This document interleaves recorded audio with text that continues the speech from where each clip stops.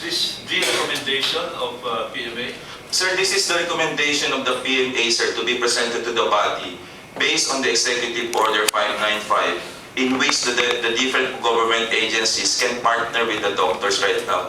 Kasi nakita po namin, ang galing po ng ginagawa ng DOH at saka DepEd, kaya lang ho manpower ang problema with the brain drain. So with the ballooning population right now, and you have a lot of problem, what are we going to do right now to face the problem? So I think ang kailangan po natin po dito is actually preventive health education with the doctors reaching out and help the government agencies. So ito ho ay based sa EO po. So let me divide po 3 areas po. Sa schools, colleges, and universities, ito lang ho recommendation. The doctors, the PCP, and the DOS will take care of the schools through the EO 595 or the HERO, and thus concerned government agencies, DOH, DepEd, CHED, will partner with the doctors to add manpower at the local level. Workplace, napaka-importante po sa atin ang business continuity. Kaya si Dr. Didio po is an expert in occupational medicine, being past president 4 times of the Philippine College of Occupational Medicine. Pwede niya po siyang tanungin doon. And then the community outbreak, ang tingin po namin, since expertise siya ng DOH, sila po dapat ang mag-lead together with the local government unit, LCP and LMP. We memoa na po kami ron with Benher Abalos and Mayor Guanyo tungkol ho dito regarding the health that actually the HERO can do. But all the guidelines should be emanating from the DOH. Wala doon po dapat ma-approve na hindi po na-approve ng DOH at saka ng DepEd based on the EO. Next po.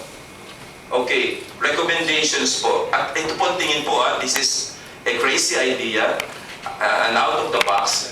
Schools, colleges, universities should not cancel classes since the virus is not airborne. Yun lang ang tingin ko as a doctor, kasi hindi ho siya kasing tindi ng seasonal flu, hindi rin siya katindi ng dengue fever, at ang mga bata, hindi naman sila high risk na binanggit natin. Yun lang po ako yung nag-iisip lang ko.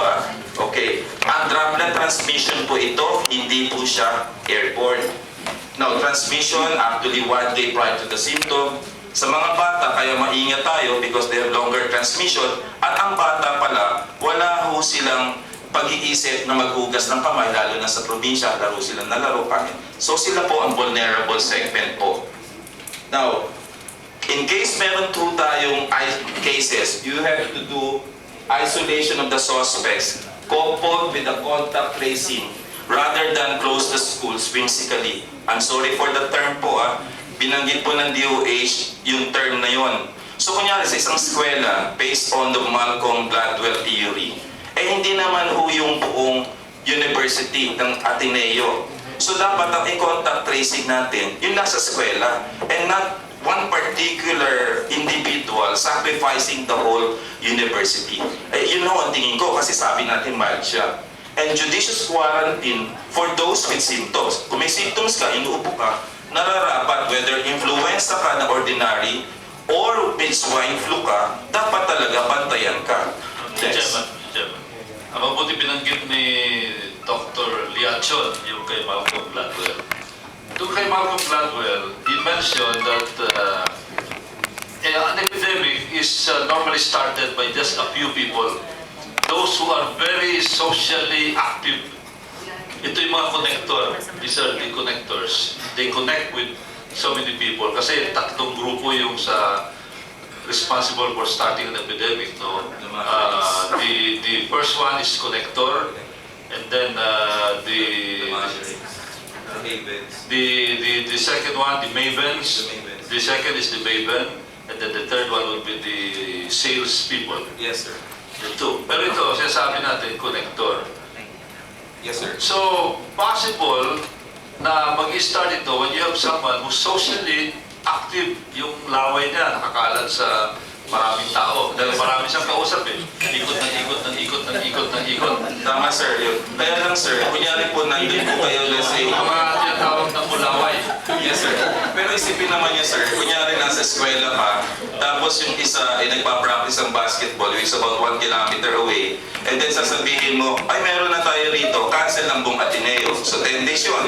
Tapos, pagkatapos ng another 10 days, pumasok ka, ay meron na uli. Pero ikaw naman, nasa Cebu ka, nagbabakasyon ka, teacher ka, o walang pasok ulit. So, iniisip ko, are we hostage who's right now considering, sabi nyo, tataas ito?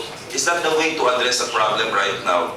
Na hindi Or natin... even then, phase 5, meron sabi, dyan sa mall, merong phase 1 and 1 dyan sa mall na, kaya huwag kayong pupunta dyan.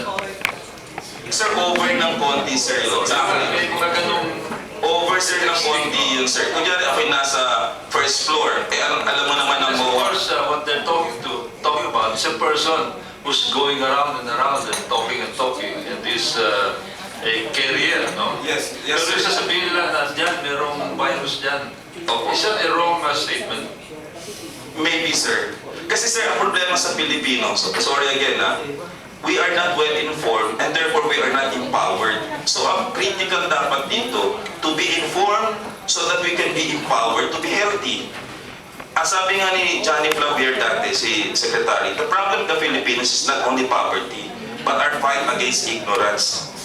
So therefore, being a country, the third world country, hindi tayo katulad ng US and Canada, where the level of education na mataas, tayo sa atin bihira makatapos, then we have a problem right now connecting with the people. So therefore, what would be the marching orders right now, thinking out of the box? So therefore, it's actually a massive education program so that everybody will be empowered.